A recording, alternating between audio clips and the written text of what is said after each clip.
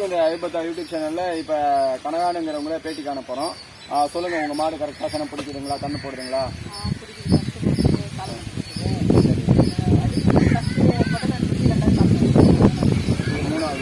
ஒரு டைமில் நல்லா பிடிக்குதுங்களா?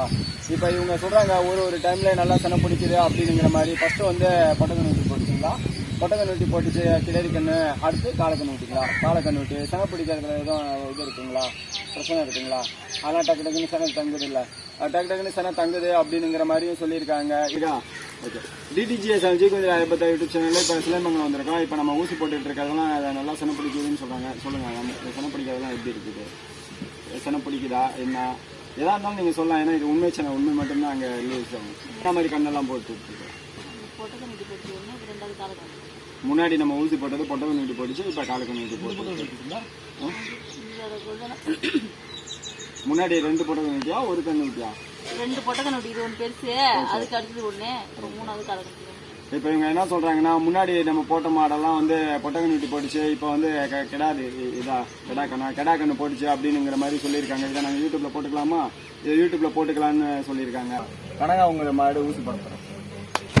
சிலம்பி மங்கலத்தில் கனகானுங்கிறவங்க மாடு எல்லாமே நம்ம தான் ஊசி போட்டுக்கிட்டு இருக்கோம். அவங்க இது எல்லாமே கரெக்டாக சனம் பிடிச்சி கண்ணு போட்டுட்டு இருக்குது. அதில் அவங்க குடும்பத்துக்கு வாழ்வாதாரத்துக்கும் இன்றையுமே அது எனக்கு மாடு தான் அப்படிங்கிற மாதிரி அவங்க முக்கியத்துவம் கொடுத்துருக்காங்க. ஏன்னா அவங்க குடும்பம் எல்லாமே அந்த மாட்டை கரெக்டாக ஃபாலோ பண்ணிட்டு இருப்பாங்க. எல்லா பேருமே வைக்கிறது, தண்ணி கொடுக்கறது, புல் அறுத்து போடுறது, மாட்டை மேய்ச்சலுக்கு விடுறது அப்படிங்கிற மாதிரி எல்லாமே அவங்க செஞ்சுட்டு இருப்பாங்க. அது மட்டும் இல்லாமல் அவங்க வீட்டுக்காரு அவங்க எல்லாமே கரெக்டாக மாட்டை பராமரிச்சுட்டு இருப்பாங்க. அதனால அடுத்தடுத்து சனம் பிடிச்சிட்டே இருக்கு. அதுலேயும் பார்த்தீங்கன்னா இந்த மாடு வந்து நம்ம ஊசி போட்டது தான். ஃபர்ஸ்ட் 2 டைமும் வந்து பொட்டக்கன் ஊட்டியாக தான் போடுறது. இந்த டைம் தான் காலை போட்டிருக்கு அப்படிங்கிற மாதிரி இந்த மாடு 3 டைம் நம்ம ஊசி போட்டிருக்கு. அது மட்டும் இல்லாமல் இது மாதிரி இன்னும் நிறைய மாடு வச்சிருக்காங்க. அது இல்லாமல் இன்னும் இப்போ இந்த ஸ்டார்டிங்கில் வந்து 2 மாடு நம்ம ஊசி போட்டிருக்கோம். ஒன்று வந்து ஃபர்ஸ்டே காமிச்சிருக்கேன். இன்னொரு மாடு அடுத்தடுத்து நீங்கள் வரும்போது நீங்கள் அதில் பார்க்கலாம். 2 மாடு ஊசி போட்டிருக்கோம். 2 மாடுமே நல்ல பருவத்தில் இதாக இருக்குது. 2வது நம்ம ஒரு டைம் ஊசி போட்டாவே பிடிச்சிருது. காரணம் என்னன்னா, நம்ம LN2ல கரெக்டாக நம்ம 7 ஸ்டாவை மெயின்டைன் பண்ணிட்டு இருக்கோம். அது மட்டும் இல்லாமல் நம்ம வீட்டில் ஒரு கண்டெய்னர் வச்சுருப்போம், அஃபீஷியலாக ஒரு கண்டெய்னர் இருக்கும்.